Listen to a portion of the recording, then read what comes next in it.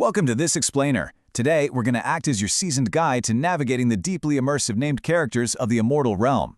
Look, if you've played classic MMORPGs, you know towns are usually just packed with people. But in this realm, knowing exactly who to talk to and how to actually interact with them is the absolute difference between wandering around aimlessly and unlocking the shard's most defining content. So we're going to break down exactly who you need to find to thrive out there. Right off the bat, let's just throw out whatever you might know about modern MMOs. We are drawing a hard line between your stock generic vendors or guards and the named NPCs of the Immortal Realm. Here, named characters are the actual, living interfaces to the game's best content. They aren't just background decoration or flavor text. They are literally the keys to the engine. And that brings us to a massive foundational concept. The developers here operate on a really strict rule. Spoiler light is the design rule, meaning the world being something you walk through and discover is actually part of the play. You absolutely will not find exact coordinates for everyone on some wiki map. Discovering these characters naturally by asking around in chat, following quest lines, and truly walking the world is half the adventure. It's a giant puzzle built to reward your exploration. So, our agenda today follows your natural progression through the realm across 5 stages: Arrival, Joining Society, the Grand Adventures, the Curators, and finally, the Rules of Engagement. Let's dive in. Starting with Section 1, Arrival, specifically the New Haven starter cycle. Let's start exactly where you will, washing up as a fresh face in New Haven. What's really cool here is how your very first survival steps are guided seamlessly by actual characters rather than some sterile tutorial menu popping up. When you arrive, you're looking for Guide Erin for the A New Beginning quest. She points you directly to Banker Rowan to secure your items, and then over to Smith Tessa to get introduced to the crafting interface. It's just a completely immersive orientation from minute 1. And once you catch your breath, the town really opens up. You'll start bumping into locals like Tommy the Messenger Boy, who hands you the Duel at Dawn letter. You've got Healer Bryn operating as the curator for the Haunted Library hook. Then there's Merchant Aldrich, who desperately needs help recovering a missing shipment, and Warrior Garrett issuing early combat quests to go slay troublesome skeletons. These aren't random chores, they are absolutely crucial early story hooks anchoring you to the world. Moving right along to Section 2, Joining Society, looking at civic orders and bounties. Once you've got your footing, it's time to mingle with the major factions. For this phase, you really need to track down the Hall NPCs. Every civic order has a specific character running your joining gump. Want the College of Chirurgeons? Go find Provost Master Aldrich Vermeer. For the High Ledger, you're looking for Keeper Marcellus Fane. And get ready, because you literally have to do a multi-page reading of their code with him. Or, hey, if you lean a bit toward the shadows, you've got to travel all the way out to Buccaneer's Den to find Sable Wren for the Velvet Hand.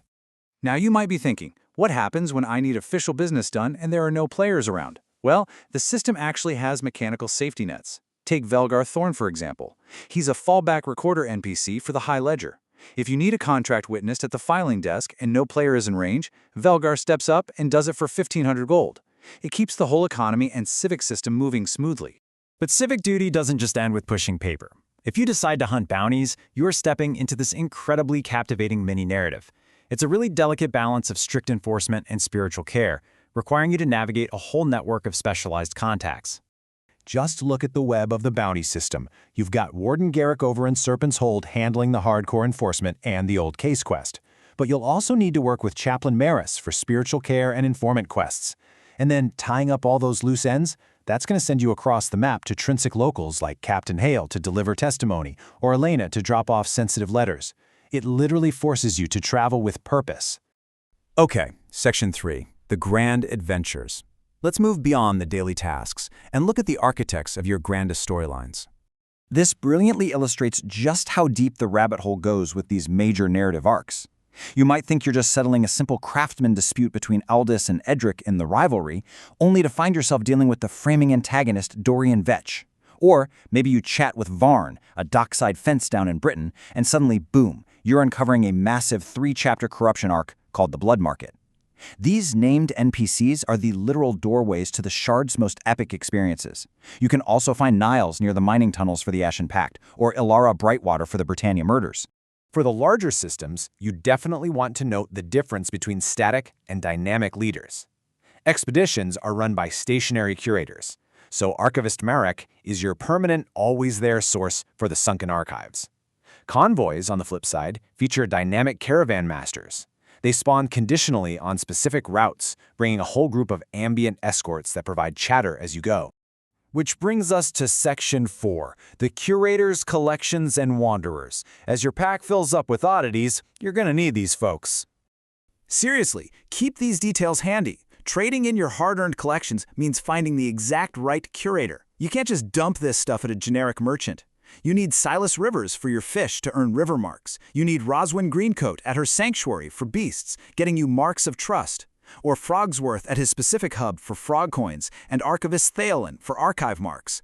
They basically run their own completely unique micro-economies. Now, seeing all these names, you're probably thinking you can just waltz up to their static location whenever you feel like it, right? But do all of these incredibly important NPCs just wait around for you to find them? That brings us to a huge design mechanic you absolutely must understand. The answer is a hard no. While someone like Elira Thorne, the curator of the Living Herbarium, stays reliably at her hall, others are constantly on the move. Characters like King Whiskers, the cat fender, deliberately wander between cities. That means his rotation strictly dictates when and where you can actually trade your bells. Same goes for Velvet Hand recruiters who move between specific sites. Hunting them down is a massive part of the challenge. Finally, let's wrap up with Section 5, Rules of Engagement, or how to survive these interactions without getting yourself into hot water. Listen, these characters are not just wooden mannequins waiting for a click. You literally have to stand near them to catch quiet ambient text, and trust me, that text often kicks off hidden quests. Also, don't forget the whisper function. Whispering can trigger secret dialogue. For the Civic orders, remember that only senior members handle the complex tasks. And above all else, be patient. Some curators' shops will flat out refuse to open until you've explicitly demonstrated your progress to them. All of this builds to the absolute golden rule in the Immortal Realm. Zero tolerance for violence against civic leaders. Be incredibly careful where you swing your weapon or cast an area spell in busy cities. Hitting a civic NPC, even by accident, doesn't just annoy them. It instantly triggers the Civic Justice crime tracking system, and you will be flagged. No exceptions. So to summarize the pitfalls, you've really got to shed those modern MMO habits. There are no floating exclamation points hovering over heads here. Treating these named characters as just background flavor will leave you completely stuck. And practically speaking, asking a junior clerk for something like a crown writ is just not going to work. Civic mechanics are strictly tiered. A crown writ requires an arbiter, just as bail contracts require a recorder. Always know exactly who you're talking to. This explainer gives you the foundational map, but man, there's so much more to explore out there. When you're ready to master the real intricacies of these systems, the dedicated download pages, along with specific location, civic orders, and New Haven guides are your absolute best next steps. They dive deep into exactly how these interactions play out on a granular level. We've covered a ton of ground today, all the way from the shores of New Haven to the shadowy recruiters of the Velvet Hand. With this knowledge in your back pocket, the world is out there waiting for you to walk through and uncover its secrets. So, I'll leave you with this. Which named NPC will hold the key to your very first great discovery in the Immortal Realm? Get out there, start talking, and find out.